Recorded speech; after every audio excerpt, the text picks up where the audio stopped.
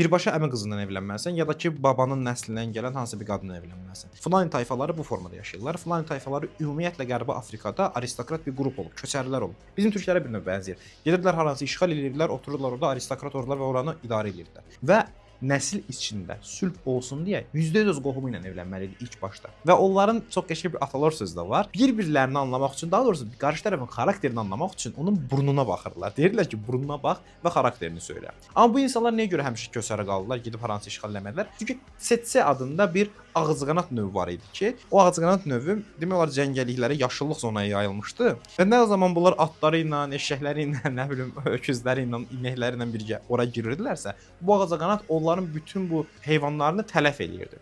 Nəticədə onlar köçərə qalmağa məcbur idilər və səhradan kənara çıxa bilmirdilər. Həmin ki, o toplum ümumiyyətlə bildiyiniz kimi mühitdən asılılığı yüksək olduğuna görə köçər olmağa davam elədilər və daxili sülhlərini də qorumaq üçün qohumları ilə evləndilər.